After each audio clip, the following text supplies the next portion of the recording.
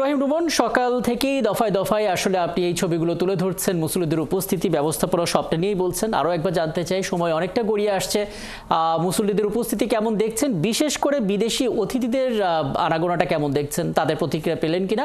ব্যবস্থাপনার বিষয়টা আরও একবার জানবো। এবং যেহেতু এবারই প্রথমবারের মতন 3টি পর্বে ইজতেমা হতে যাচ্ছে, সেটা নিয়ে আলাদা কোনো প্রতিক্রিয়া সাধারণ মানুষের পেয়েছেন কিনা রুমন?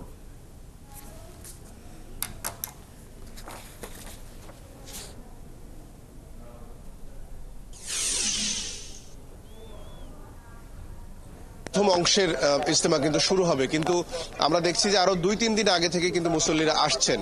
আমরা সকালে যেমনটি জানিয়েছিলাম যে মুসল্লিদের আনাগোনায় কিন্তু ইতিমধ্যেই বলা চলে যে টঙ্গীর তুরাগ পাড়ের যে ইজতেমা ময়দান সেটি কানায় কানায় পূর্ণ হয়ে গেছে।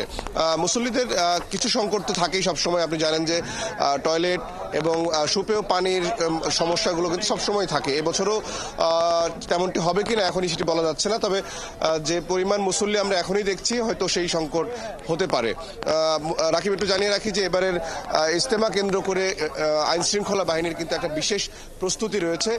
প্রায় 7,000 আইন শৃঙ্খলা বাহিনীর সদস্য কিন্তু এবার ইজতেমা ময়দানের আশেপাশে বিভিন্ন পোশাকে কিন্তু দায়িত্ব পালন করবেন। এছাড়া তবলিগের যে নিজস্ব স্বেচ্ছাসেবক বাহিনী রয়েছে সেখানেও অন্তত 10,000 কর্মী কিন্তু নিয়োগ করা হয়েছে। এছাড়া আপনি যেটা জানতে চাচ্ছিলেন যে বিদেশি মেহমানদের যে বরাবরের মতো তাদের যে আতিথেয়তা তাদেরকে দেওয়া হয়, যে তাদের যে চলাচল নির্বিঘ্ন করবার জন্য নানান রকমের ব্যবস্থা আমরা নিতে দেখেছি। তবলিগের এই জুবায়েরপন্থীর যে প্রথম অংশে যে ইজতেমা হবে তার যিনি সমন্বয়ক রয়েছেন তিনি জানিয়েছেন যে সার্বিকভাবেই ইজতেমাটি একেবারে সুষ্ঠু সুন্দরভাবে করার জন্য সকল ধরনের ব্যবস্থা তারা নিচ্ছেন, মুরব্বীদের পরামর্শ নিয়ে নিচ্ছেন। তবে রাকিব, একটু জানাই যে এবছরের ইজতেমা কিন্তু একটি ভিন্ন পরিস্থিতির ভেতর দিয়ে হচ্ছে, কারণ আপনি জানেন সম্প্রতি তবলিগের দুটি পক্ষের ভিতরে কিন্তু একটি সাংঘর্ষিক পরিস্থিতির সৃষ্টি হয়েছিল এবারের ইজতেমা আয়োজন কেন্দ্র করে। সেই জায়গা থেকে একটি শঙ্কা সাধারণ মানুষের ভিতরে রয়েছে, সাধারণ মুসল্লিদের ভিতরেও রয়েছে।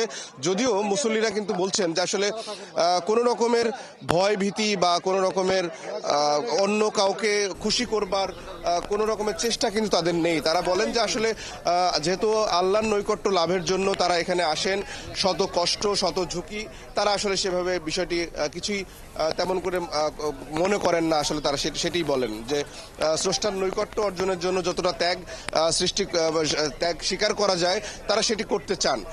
এখন পর্যন্ত সেইভাবেই আসলে আছে, যেহেতু মুসল্লিরা অন্তত 41টি জেলা থেকে এবারের প্রথম পর্বের প্রথম অংশে মুসল্লিরা অংশ নিচ্ছেন। 41টি জেলার কিছু অংশের মানুষ কিন্তু এবার ইজতেমায় অংশ নিচ্ছেন। তারা যে তবলিগের যে নিয়ম কানুন, যে 5 কাজের যে একটি বিষয় রয়েছে, সেই নিয়ম কানুন অনুযায়ী তো এই এখন সময় অতিবাহিত করছেন। আগামীকাল শুক্রবার সকালে ফজর নামাজের পরে কিন্তু তাদের আনুষ্ঠানিকভাবে সেই বিশ্ব ইজতেমার প্রথম ধাপটি শুরু হবে।